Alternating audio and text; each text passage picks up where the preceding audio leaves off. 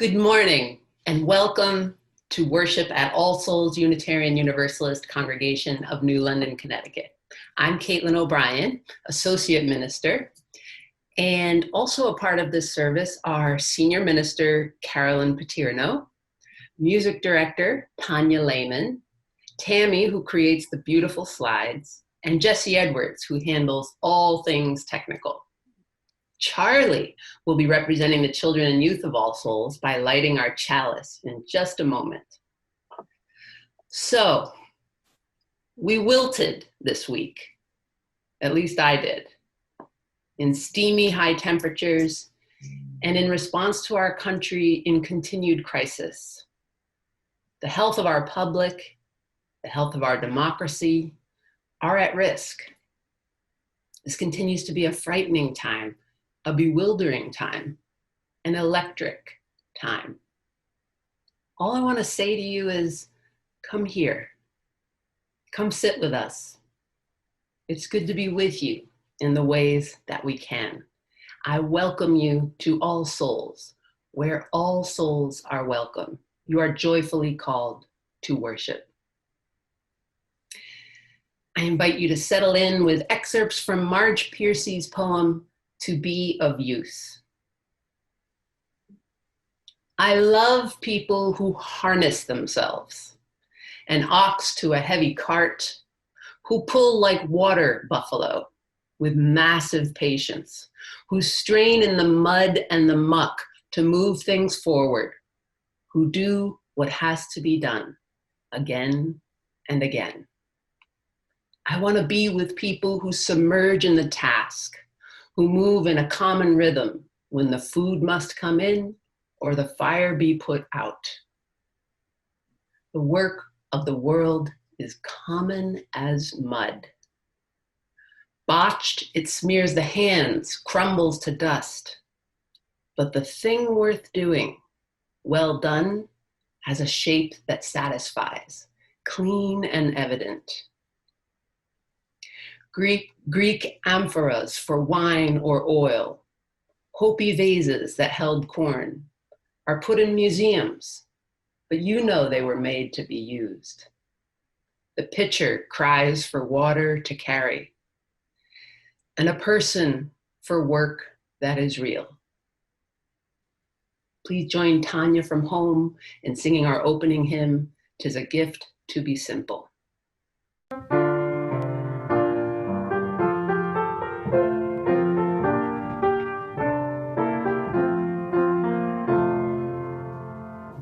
Tis a gift to be simple, tis a gift to be free, tis a gift to come down where we ought to be. And when we find ourselves in the place just right, 'twill be in the valley of love and delight. When true simplicity is gained, to bow and to bend we shan't be ashamed.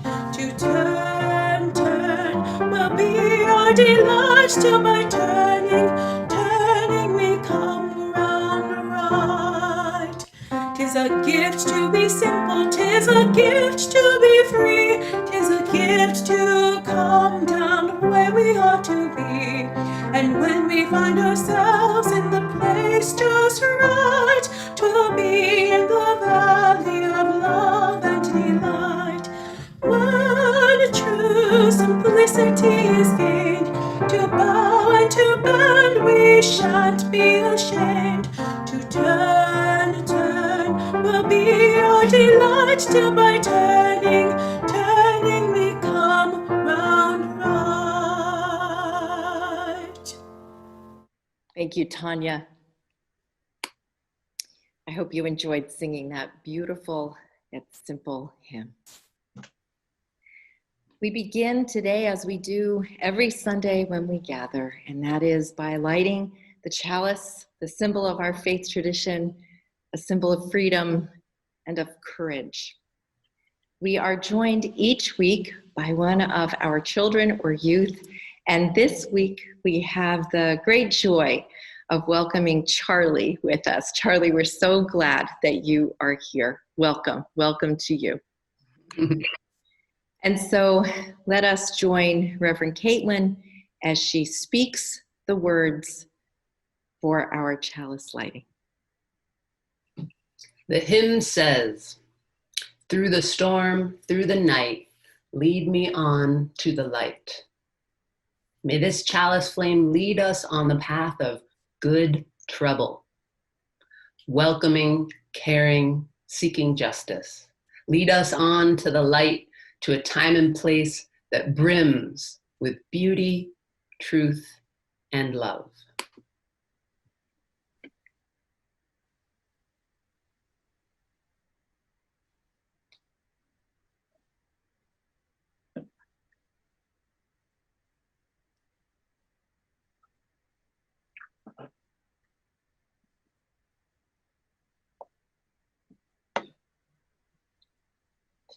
Each week, we light a candle of gratitude, reminding ourselves that in difficult times, it is a good practice to remember the things for which we must be grateful.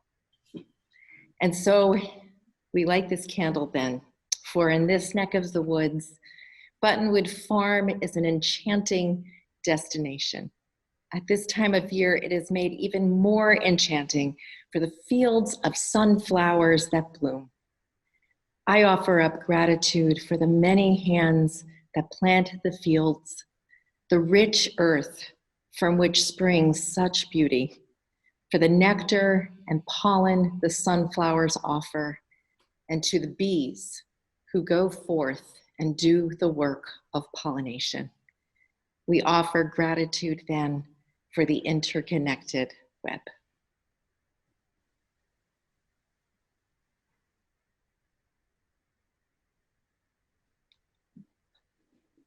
Amen. Thank you so much, Charlie. So fun to see you. Thanks for being with us.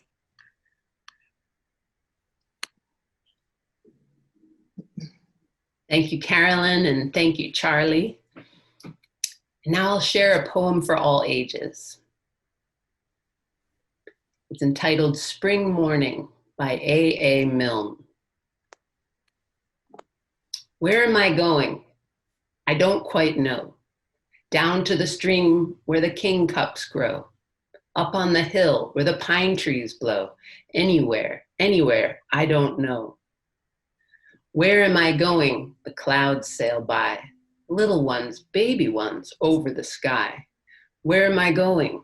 The shadows pass. Little ones, baby ones, over the grass. If you were a cloud and sailed up there, you'd sail on water as blue as air. And you'd see me here in the fields and say, doesn't the sky look green today? Where am I going? The high rooks call.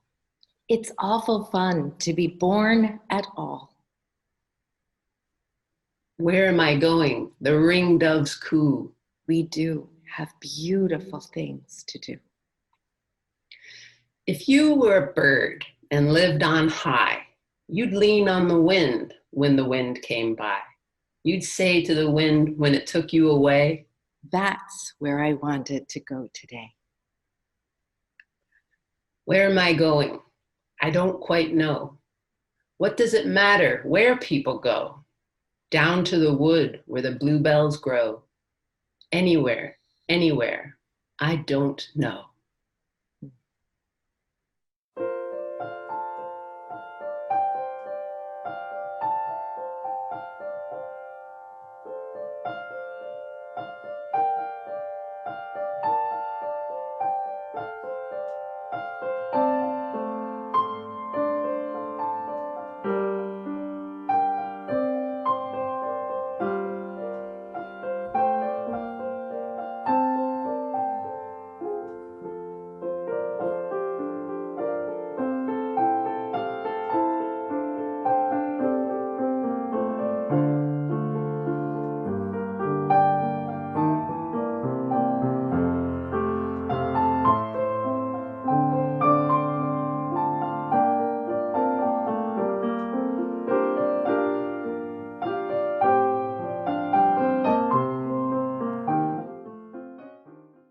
Thank you so much, Bill.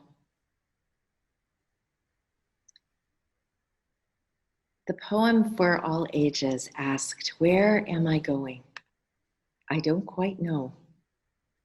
It is a phrase that many of us may turn over in our minds and hearts as the days roll out before us. In early May, still in the deep days of compassionate distancing, several souls recommended one particular essay to me, all thinking that the essay would preach. They were right. Because there is a profane word in the first part of the essay's title, I can only share the second part, which is, "The bread is over." I commend this essay to all of you, profanity and all. After all, we are living in a profane time. So much of what we hold sacred is being threatened. The threat is real and existential. You know the list. Threats to the earth, democracy, and for our attention this morning, work. The writer is a scholar of fairy tales and a creative writing teacher. She sought a college professorship for a long while. Her most recent interview was in February, just before the world was put on high alert. At the time when this essay was published, millions of Americans had already lost their jobs. The writer reflects on that staggering reality and the circumstance that there was no flour in the stores, for she was a bread baker and could find no way to bake. The following is an excerpt from The Bread is Over. It is an essay that appeared in the Paris Review in May, and the writer is Sabrina Ora Mark. Caitlin. What does it mean to be worth something, or worth enough, or worthless? What does it mean to earn a living? What does it mean to be hired? What does it mean to be let go? In fairy tales, if you don't spin the straw into gold or inherit the kingdom or devour all the oxen, you drop out of the fairy tale and fall over its edge into an endless blank forest where there is no other function for you, no alternative career. The future for the sons who don't inherit the kingdom is vanishment. What happens when your skills are no longer needed for the sake of the fairy tale? A great gust comes and carries you away. Over the years, I've applied for hundreds of professorships and even received some interviews. I've wanted a job like this for so long, I barely even know why I want it anymore. I look at my hands, I can't tell if they're mine. Of course you can tell if your hands are yours, says my mother. Don't be ridiculous. I have no real job, I say. Of course you have a real job, she says. I have no flour, I say. The hell with the bread, says my mother. The bread is over. And maybe the bread, as I've always understood it, really is over. The new world order is rearranging itself on the planet and settling in. Our touchstone is changing color. Our criteria for earning a life, a living, are mutating like a virus that wants badly to stay alive. For so long, I wanted an office with a number. I wanted a university ID. I wanted access to a fancy library and benefits and students and colleagues and travel money. I wanted the whole stupid kingdom. And then what? Says my mother. And then nothing, I say, as I jump off the very top of a fairy tale that has no place for me. You're better off, says my mother. I look around. I've landed where I am. It's day 60 of homeschooling. Eli asks me to remind him how to make an aleph. I take a pencil and draw it for him very carefully. It's like a branch, I say, with 2 little twigs attached. "You know what, Mama?" he says. "You'd make a really good teacher."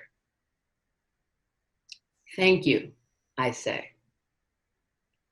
Here ends the reading.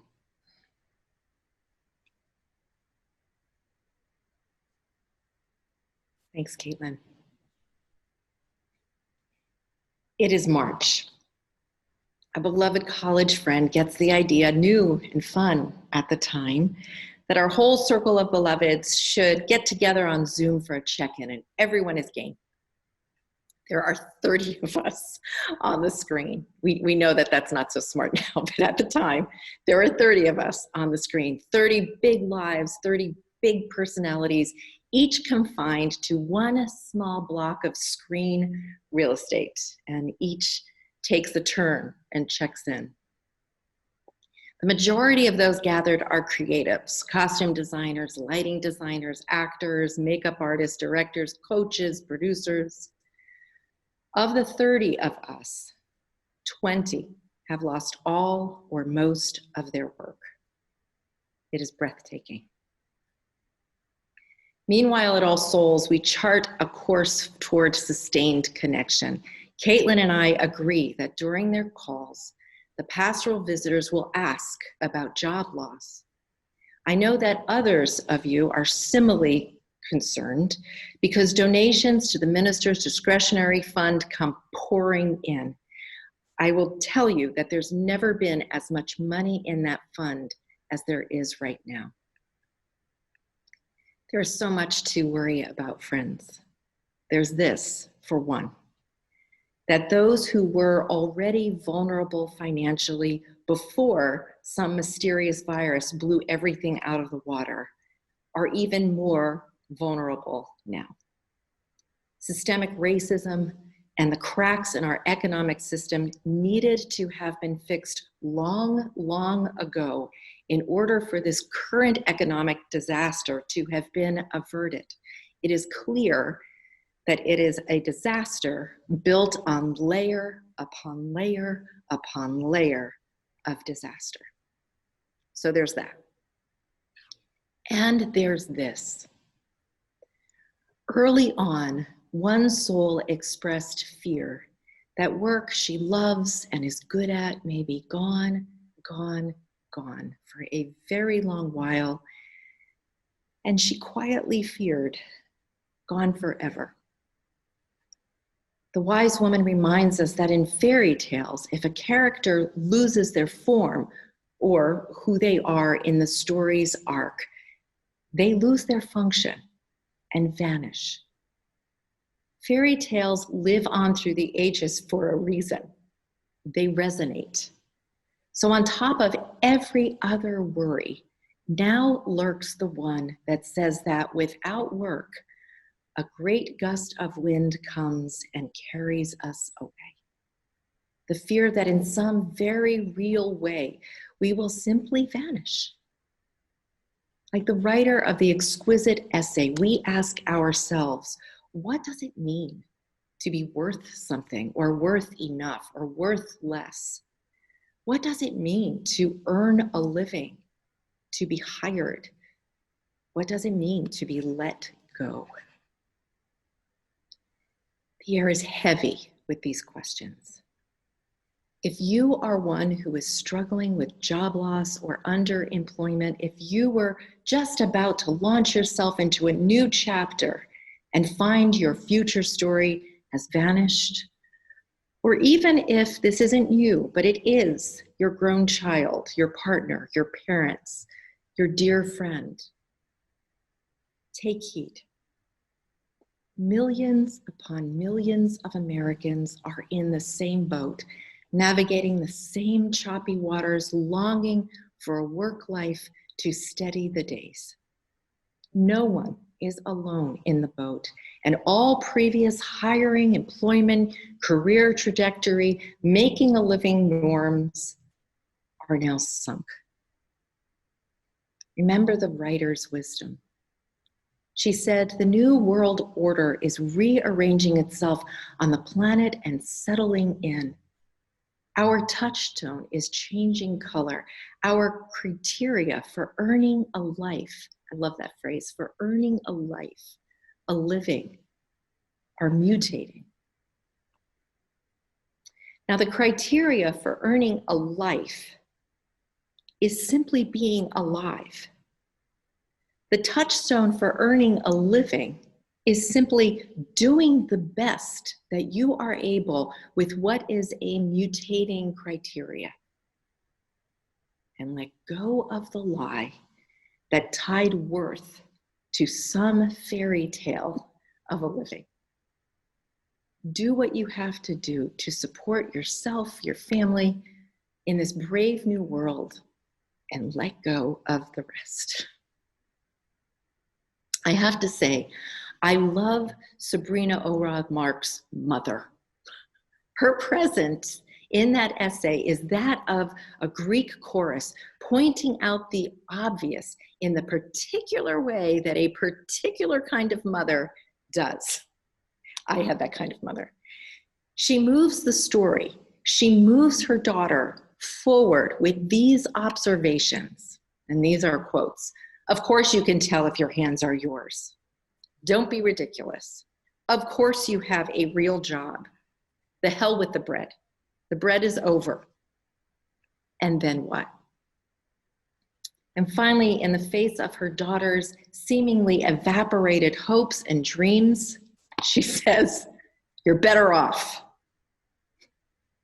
That's some down-to-earth perspective there. And with that, the writer leaps from the fairy tale she held onto for so long. She looks around and she says, I have landed where I am. I have landed where I am. She's free from the fairy tale. She has landed where she is, and she still has function, and she still has work. For we are always engaged in the work of the world, no matter how or if we earn a living, no matter if the job, the career vanishes. For the work of the world is common as mud. Our work now is to get ourselves and to help get others intact through this public health crisis, to get through to a place where economic and democratic systems are equitable and just, to help our kids know resilience and trust that together we will keep on, to tend to the garden and to share the harvest. Our work now is to be patient with ourselves and with others, to cobble together a living enough to get through and to deeply integrate what has always been true, but never more obvious than it is now. And that is that the measure of our worth has nothing to do with sure footing, the corner office, the corner treatment room, the stage in the theater where only the ghost light shines. We've landed where we are. Our work is laid out for us, and that is all. Hold these words close to heart, dear souls. Where are we going? We don't quite know. What does it matter where people go? Down to the woods where the bluebells grow. Anywhere. Anywhere. I don't know. The work of the world is common as mud. You are alive. You are worthy. You are needed. Go forth, beloved souls, and earn your life. Blessed be, and amen.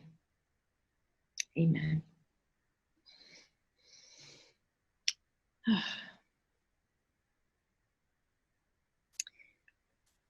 Tanya chose a very powerful musical meditation for us this morning.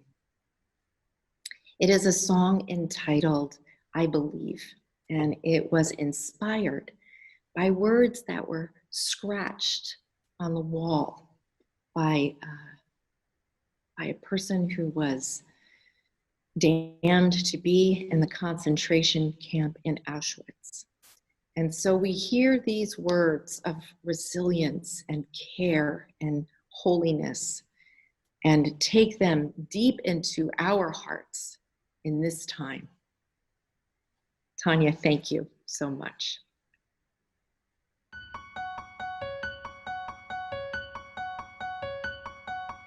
I believe in the sun. I believe in the sun, even when it's not shining.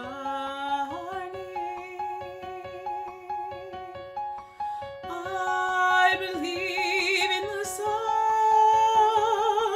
I believe in the sun, even when it's not shining.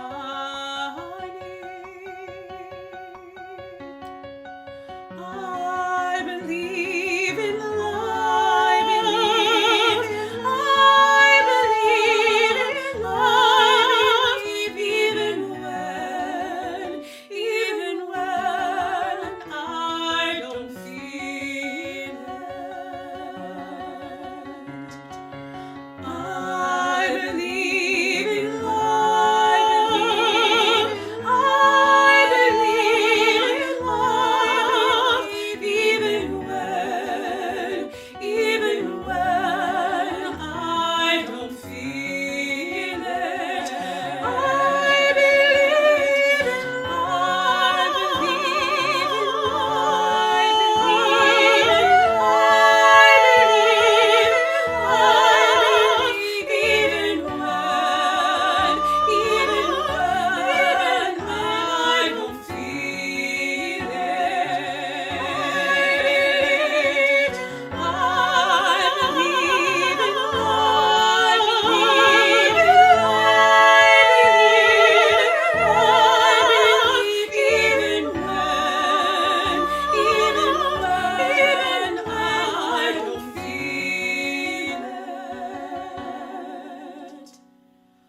I believe in love.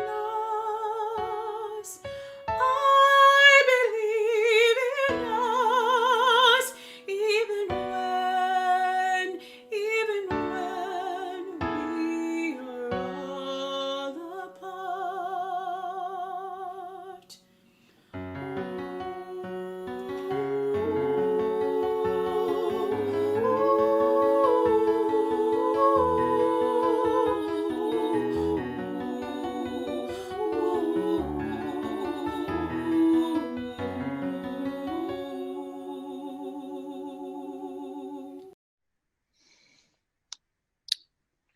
Tanya, you move us every week without fail. Thank you so much for reminding us of resilience and reminding us of the power of music that reminds us of so many important things in this challenging time. Thank you.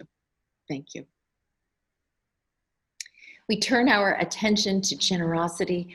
I said earlier that there has never been as much money in the minister's discretionary fund as there is now. I thank you ahead of this offering for your continued generosity.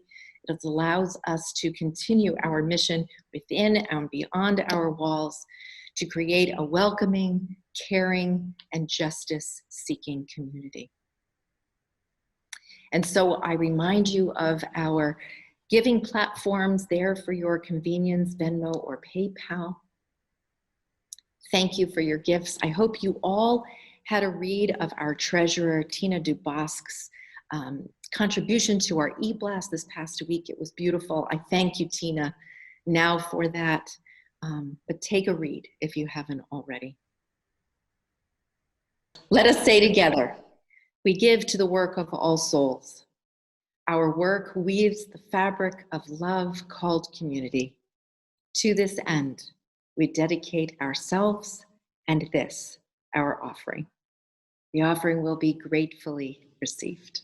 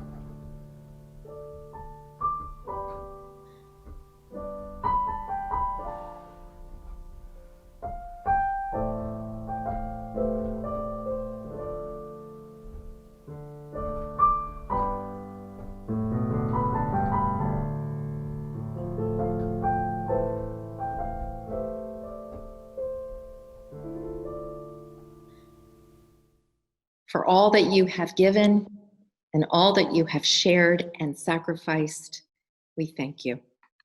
Thank you. Thank you. Each week we pause to pay attention to the joy and sorrow that we experienced in the week just past. At this time, you may choose to share in the chat so that your joy or sorrow may be witnessed. If you would, please hold your responses to anything shared in the chat until the close of the prayer. We did not hear from anyone through the Beloved Community email this week. As we light candles of intention, let us prepare our hearts for what is shared on the chat and enter into a communion of silence.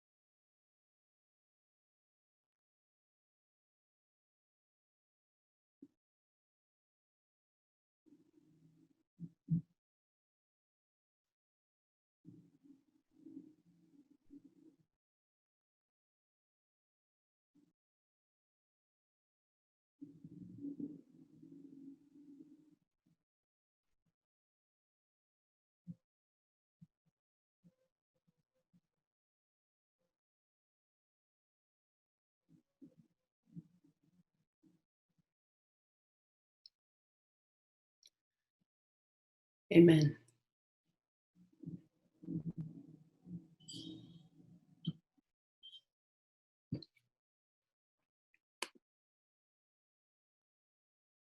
Let's enter a space of prayer and meditation.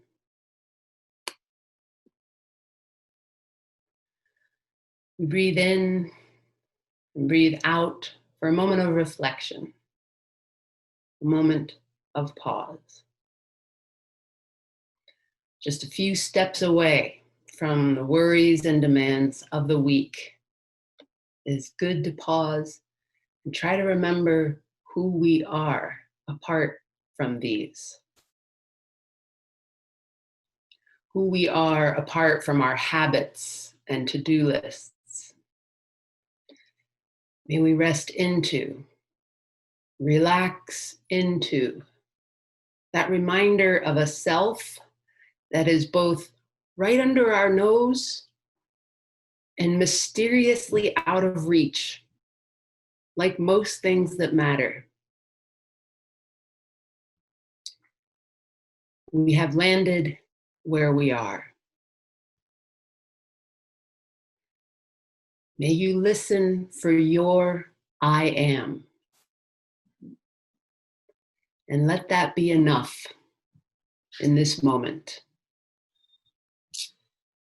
Blessed be, and amen. I hope you'll join Tanya from home in singing our closing hymn, I Know I Can.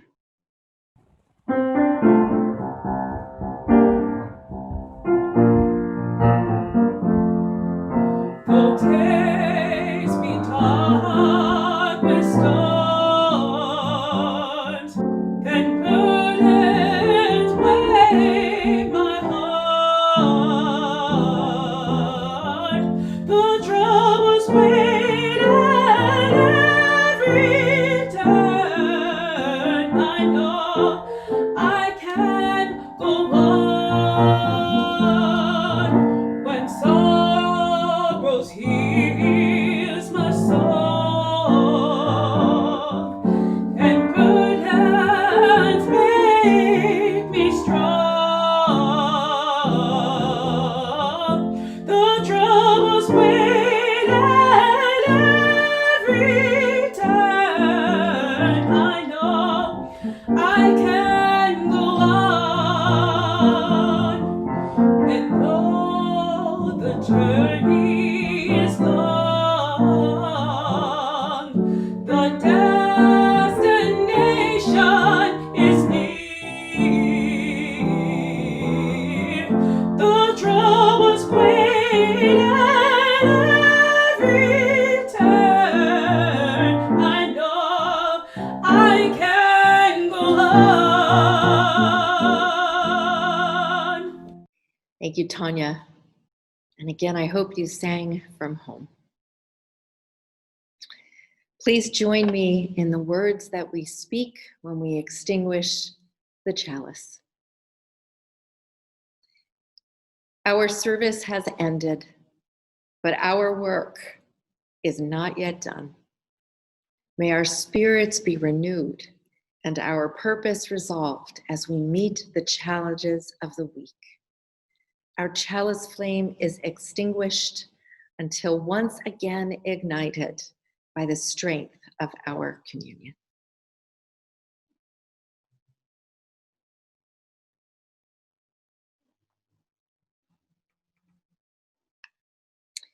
I invite you to place one hand over your heart as we reach out to each other, to the community we know is just beneath our nose and just beyond, where all things of worth live. We close with the late Congressman John Lewis's words to us. May we answer the highest calling of our hearts and stand up for what we truly believe. Let's lay down the heavy burdens of hate at last. That peace will finally triumph over violence, aggression, and war. We will walk with the wind and let the spirit of peace and the power of everlasting love be our guide. Walk with the wind, dear souls. Go in peace and return again with great joy. Amen. Amen. So good to be together. I have a couple of announcements before we enjoy Bill's postlude. Don't go away. You'll want to hear it. So a couple things next week. We have the great joy of sharing worship leadership with our sibling congregations in Groton and Chelmsford. You'll remember that we did the same back in April, and Aaliyah and Ellen and I had so much fun, we decided to do it again. But this time, 4 more congregations are going to be joining us. So it's going to be a regular UU tent revival. So come on out next week. It's going to be really fun. Please remember to read your e-blast. That is the way that we are staying connected. So please just pay attention. It goes out on Wednesdays. If you're not on that list and you'd like to be, get in touch with our office administrator, with Tammy, and she'll get you on. You can do it yourself too, actually. And then finally, just want to remind you that we are back at it with our weekly Black Lives Matter public witness.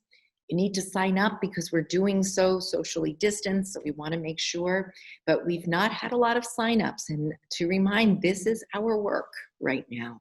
So if you haven't done it, you're feeling shy, there'll be other friendly souls there to keep you company as we speak our truth and work toward a world that benefits from ours and so many people's good work, good trouble right now.